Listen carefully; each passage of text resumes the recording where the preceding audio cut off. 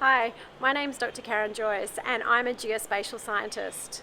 Not sure what that means? Well, join me and you can see for yourself.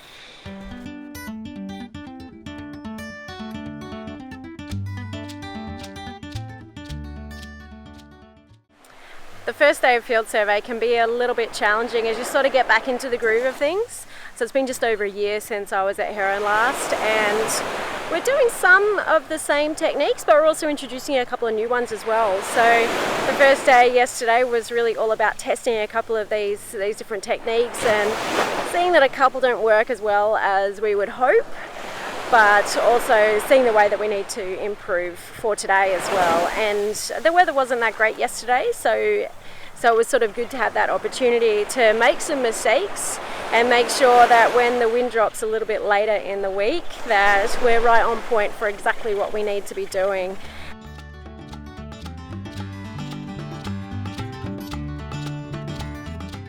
Just getting ready to head out on a flight now. So a chopper's just come into land, so we'll wait for the all clear and then we'll send the drone off for its flight.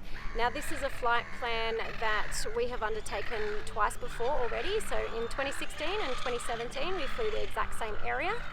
This morning we snorkeled out and laid some transect tapes, and we've been counting sea cucumbers along the way there. So that's a bit of our ground control, and also taking some photos as we go, and we have those as something that we can use for calibration and validation when we get back to the lab. So that's both for sea cucumbers but also for the habitat type, so corals, algae, rock, rubble, all those sorts of things. So the drone that we're using for this particular flight is the Phantom. So this is pretty much one of my workhorses, I guess. It's a reliable drone, and it's just going to fly out there in a lawnmower pattern, backwards and forwards, taking photos with really high overlap and side lap as well. And so that will allow us to stitch all the photos together into a complete mosaic. When we're getting ready to fly, there's a number of bits and pieces that we need to organise for ourselves. So first and foremost, we do need to consider safety. So we have a safety sign here that will pop out where in the general vicinity where people are walking, to make sure that they know that there's a drone in the area and to keep an eye on it. So the last thing that we want is to have any accident. Now the next thing that we do as we put our equipment out is to get our controller ready with the iPad. So we've got the equipment there, we know what apps we're using, and we'll make sure that we've got a mission ready and planned for that as well. Now the next point is we'll go through our safety check. So we have a separate iPad or a tablet or anything that you like that has a predefined safety check in here. So this goes through various different items to make sure that we're safe in terms of our equipment, ourselves, other people and property in the area. And this also goes into considering what the airspace is like as well. So it's really important to do that.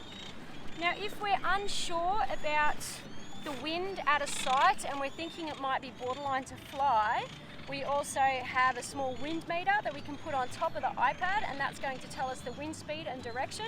So again, we make sure that it's safe for us to be here.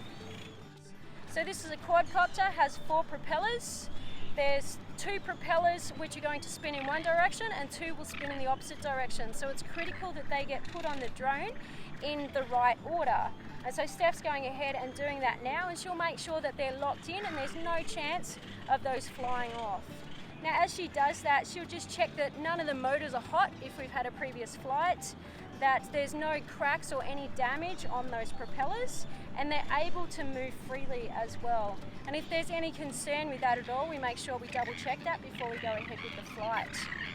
Now our next stage would be to put the drone out into an open area and to switch the battery on and then do a check with the camera as well. And once we've done that and we're all happy and ready to go, as a pair we'll go out and fly this. Thanks for watching a day in the life of a geospatial scientist. I hope you've enjoyed it, and if you haven't already seen the other episodes, please tune in below.